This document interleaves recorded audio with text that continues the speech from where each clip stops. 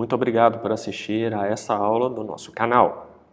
Aqui eu dou continuidade ao tema de Fundamentos da Estratégia, tratando de um assunto extremamente importante, que é o cenário dos negócios, o cenário no qual as empresas efetivamente atuam e a partir do qual as empresas formulam as suas estratégias. Então venha comigo para você explorar mais este fascinante assunto sobre estratégias empresariais.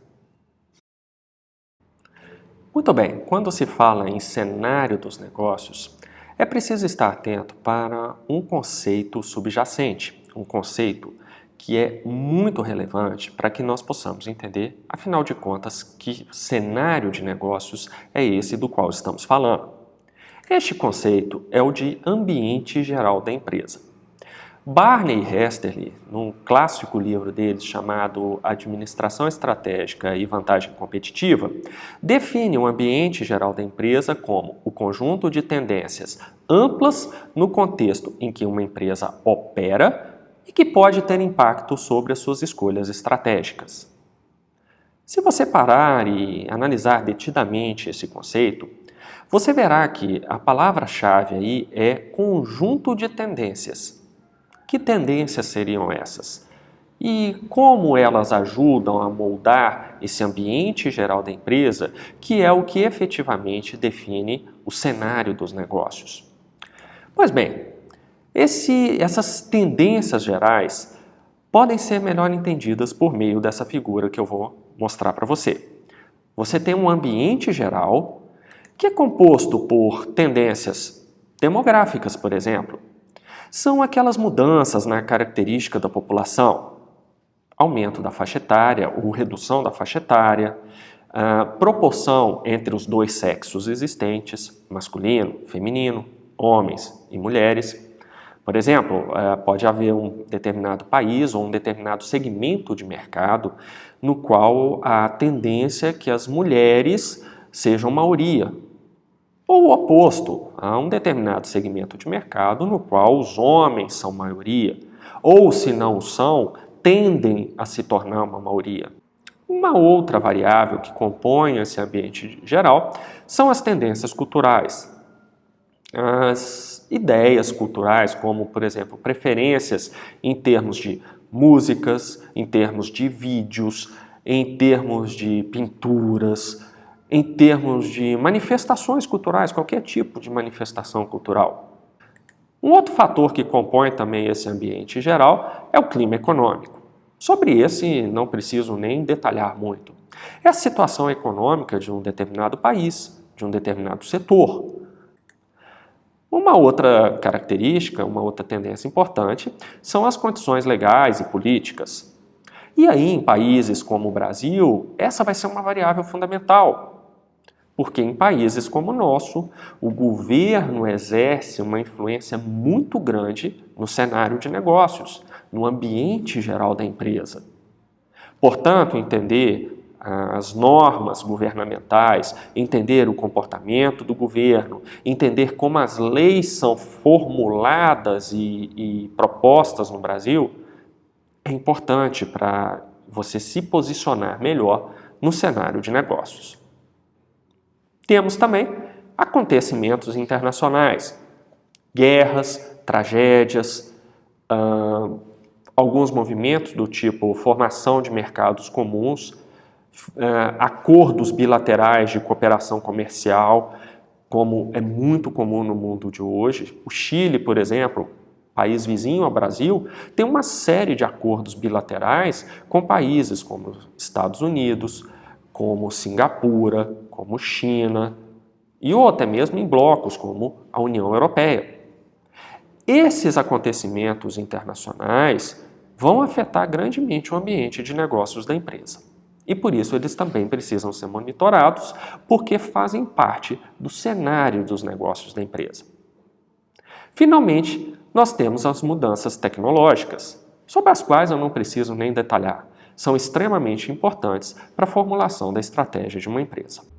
Muito bem, agora que você já conhece as 6 tendências que determinam um ambiente geral da empresa, é preciso você usar as informações que essas tendências te passam para formular as estratégias da empresa. Só que essas estratégias são formuladas com base nessas informações, mas tendo uma etapa anterior, que é o que nós chamamos de análise de cenários. Essa análise de cenários é feita por meio de duas análises específicas. A primeira é a chamada análise do ambiente externo da empresa. E a segunda é a análise do ambiente interno.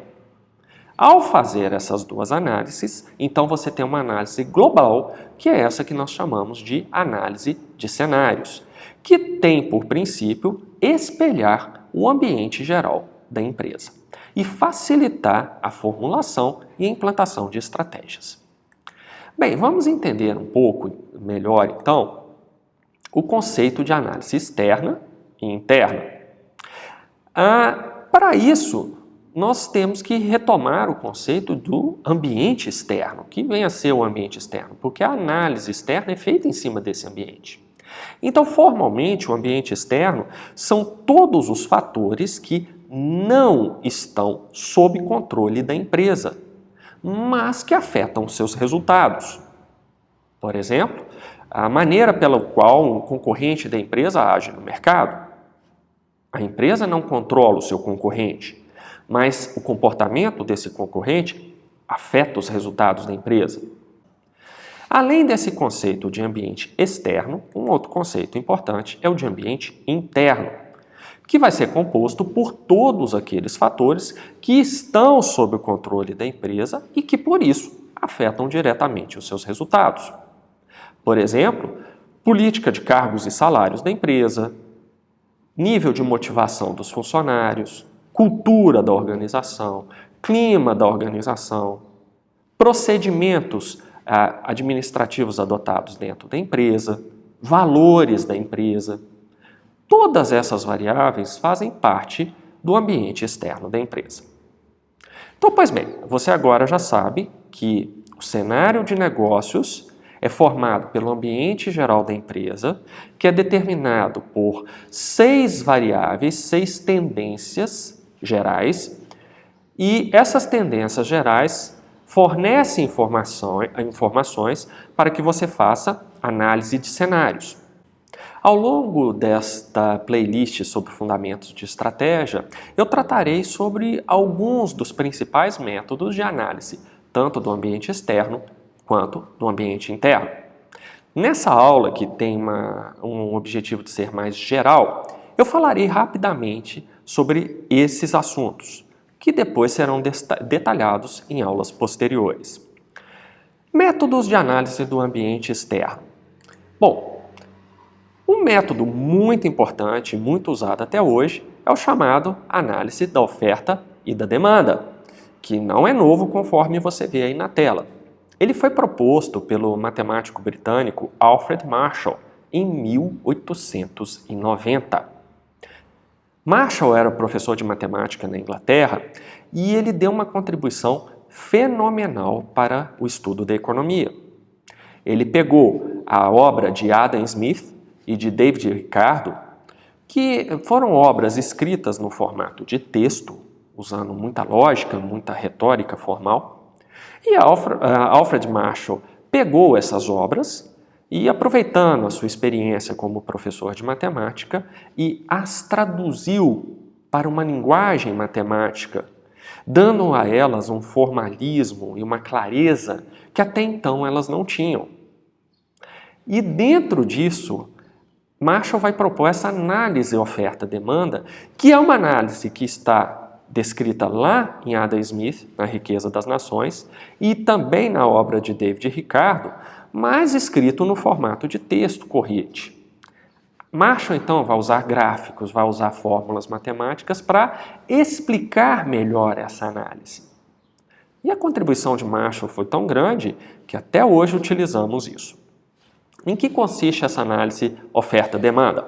Bem, ela vai consistir basicamente num plano cartesiano, no qual você vai ter um eixo vertical e um eixo horizontal. No eixo vertical, você vai colocar o preço unitário praticado por uma determinada empresa. Estou chamando aqui esse preço unitário de P minúsculo. No eixo horizontal, você vai plotar a quantidade unitária consumida pelas pessoas que estão naquele determinado mercado. Essa quantidade unitária eu chamo de Q minúsculo. O P maiúsculo e o Q minúsculo servem para mostrar que eu estou analisando agora, fazendo uma análise oferta e demanda, de uma única empresa. Se eu fosse analisar o setor como um todo, a convenção na economia é usar P maiúsculo e Q maiúsculo. É um pequeno detalhe de análise econômica, mas esses detalhes são importantes. Muito bem, então eu tenho esse plano cartesiano com um eixo horizontal no qual eu coloco o preço unitário praticado por determinada empresa e no eixo horizontal a quantidade de produto que essa empresa efetivamente vende no mercado. Muito bem, mas isso daí, o comportamento do consumidor nesse mercado da empresa é descrito por meio de uma curva de demanda. Essa curva de demanda, que aparece em azul para você, me informa que se a empresa aumentar muito o preço dela, ela venderá menos unidades do produto. Porque essa curva azul mostra qual é o comportamento do consumidor dessa empresa frente a variações dos preços praticados por ela. Preços maiores implicam demanda menor. Preços menores implicam demanda maior. É uma relação inversa, razão pela qual a curva da demanda é negativamente inclinada. Muito bem. Eu também tenho uma outra curva para ilustrar esse mercado da empresa, que é a chamada curva de oferta, que aparece em vermelho para você. Essa curva me mostra que se a empresa conseguir praticar preços maiores, ela se sentirá motivada a ofertar uma quantidade maior de produtos nesse mercado. É o raciocínio inverso da curva de demanda. Por isso, a curva de oferta é ascendente, enquanto que a curva de demanda é descendente. O comportamento de quem oferta é exatamente o oposto do comportamento de quem procura determinado produto. Bem, então esse gráfico, inclusive, é uma contribuição do Alfred Marshall. Em alguns livros você vai encontrar esse gráfico sendo chamado de tesouras de Marshall, exatamente porque eles parecem uma tesoura. Mas repare que nesse gráfico há um ponto em que oferta e demanda se cruzam. E isso é importante, porque exatamente nesse ponto de oferta e demanda se cruzando é que nós temos o chamado equilíbrio do mercado. Equilíbrio que vai corresponder a um preço de equilíbrio, que eu chamei de P asterisco, e que também vai encontrar como contrapartida uma quantidade de equilíbrio, que eu chamei de Q asterisco.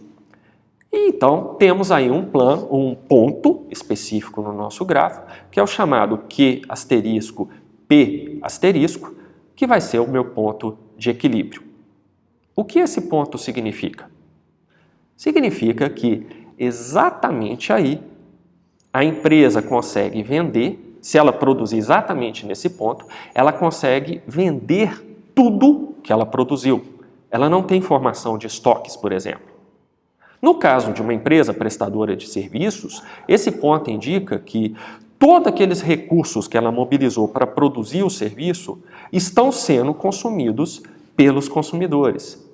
Então ela está conseguindo recuperar todos os custos que ela teve para fornecer determinado serviço. Muito bem, a partir dessa análise oferta-demanda, Marshall propõe também o conceito de elasticidade preço da demanda. Esse nome parece complicado, mas ele revela um conceito muito intuitivo para todos nós. Elasticidade preço é a sensibilidade do consumidor às variações dos preços dos produtos ofertados em um determinado mercado. Se essa sensibilidade for muito alta, nós dizemos que há uma alta elasticidade preço. Se essa sensibilidade for mais baixa, nós dizemos que há uma baixa elasticidade preço da demanda. Vamos entender como isso funciona na prática? Vamos usar novamente os gráficos propostos por Marshall. E aqui eu vou pegar uma situação de alta elasticidade de preço, ou seja, consumidores que são muito sensíveis a variações de preços de determinado produto. E produto pode ser tanto um bem físico quanto um serviço. Então vamos usar novamente o gráfico proposto por Marshall, aquele gráfico cartesiano em que você tem um eixo vertical que mostra o preço unitário praticado por uma determinada empresa e um eixo horizontal que mostra a quantidade de produtos vendidos por essa empresa em determinado mercado. Vou plotar então uma curva de demanda. Repare que essa curva de demanda tem uma inclinação relativamente pequena. É a inclinação medida em relação ao eixo horizontal. Perceba que a curva de demanda em relação a esse eixo horizontal não está muito inclinada. É exatamente isso que mostra uma alta elasticidade de preço. E como nós analisamos isso? Muito bem, vamos plotar aqui uma situação no qual a empresa vai praticar um preço para um determinado produto que eu chamei de P1, porque é uma situação inicial. Ao preço P1, os consumidores estão dispostos a comprar uma quantidade Q1 do produto, ofertado por essa empresa. É isso que a minha curva de demanda está mostrando. Veja que eu traço o preço P1 da empresa, vou com a linha tracejada nesse preço, até o ponto em que essa linha tracejada encontra a minha curva de demanda. A partir dali, então, eu consigo achar a quantidade unitária que esses consumidores estão dispostos a consumir daquele determinado produto. Então, é nessa primeira situação que nós encontramos. Mas vamos supor agora que essa empresa decida mudar o seu preço. Decida praticar... antes de falar isso, eu tenho aí o ponto Q1, P1. Mas agora a empresa resolve aumentar o preço. Vou chamar de preço P2. A P2, os consumidores reduzem as suas compras ao nível Q2, estabelecendo um novo ponto aí no mercado, que eu chamei de Q2, P2. Bom, como funciona agora a análise da elasticidade de preço? Repare que eu tive uma variação na minha quantidade. A empresa variou o preço e essa variação de preço teve como contrapartida uma variação na quantidade consumida, representada aí por essa seta vermelha, mostrando os dois pontos, essa área do gráfico em que houve a variação. Eu vou chamar essa variação de ΔQ, é a variação na quantidade consumida. Eu tive, obviamente, o que gerou essa variação foi uma variação no preço praticado pela empresa, que eu vou chamar aqui de ΔP. Bom, repare agora que a variação da quantidade foi muito maior do que a variação do preço. Uma pequena variação no preço provocou uma grande variação na quantidade consumida. É exatamente esse o conceito, a aplicação do conceito de alta elasticidade de preço, da demanda. Por que isso aconteceu? Porque os consumidores desse mercado hipotético que eu mostro no gráfico são tão sensíveis a variações de preço que, por menor que essas variações sejam, provocarão uma grande alteração na quantidade demandada daquele produto. Uma empresa nessa situação precisa ter muito cuidado com a sua política de preço. Se ela aumentar o preço, ainda que seja um pouquinho, ela pode perder grande parcela de mercado, porque as vendas dela caem significativamente. O raciocínio oposto também é válido. E eu deixo para você ver como isso funcionaria numa outra situação, em que a empresa tem um preço P1 e depois ela passa a praticar um preço P2 que é menor do que P1. Faça em casa e veja o que aconteceria. Essa segunda situação também ilustra alta elasticidade de preço da demanda. Veja, uma coisa muito interessante, muito intuitiva e que foi proposta por um matemático e depois economista brilhante lá no final do século XIX. E até hoje usamos essa análise dele. E como seria a situação com baixa elasticidade de preço da demanda? Vou retomar o gráfico lá de Marshall, com preço no eixo vertical, quantidade unitária no eixo horizontal, e agora eu vou traçar uma curva de demanda mais inclinada do que a do exemplo anterior. Mais inclinada em relação ao eixo horizontal, ao eixo da quantidade unitária. Muito bem, agora eu passo de uma situação inicial no qual a empresa pratica um preço P1. A P1, os consumidores estão dispostos a consumir uma quantidade Q1. Suponhamos que essa empresa aumente os seus preços para a quantidade que eu vou chamar de P2 e ela aumentou muito o preço. O que acontece com a quantidade? Ela também vai mudar. Ela vai mudar para Q2. Muito bem. Olhando esse gráfico, o que você já percebe? Vejamos aí primeiro a variação na quantidade. O meu delta aqui foi uma, representado pela seta. E a variação do preço, o meu delta P, foi outra, representada aí pela seta vermelha. Veja, uma grande variação de preço teve como contrapartida uma pequena alteração no consumo daquele produto da empresa. Isso aconteceu exatamente porque neste mercado descrito por essa curva de demanda azul, os consumidores são pouco sensíveis à variação de preço. Ou melhor dizendo, para ser mais preciso, os consumidores têm menos sensibilidade à variação de preços. Isso significa, na prática, que se a empresa aumentar muito o seu preço ou reduzir muito o seu preço, haverá apenas uma pequena variação da quantidade consumida. Bem, além da análise oferta e demanda do Marshall, outra técnica de análise do ambiente externo é o chamado modelo das 5 forças, que foi proposto pelo professor norte-americano Michael Porter em 1979. O modelo das 5 forças, até hoje, é um dos mais utilizados na prática para análise do ambiente externo.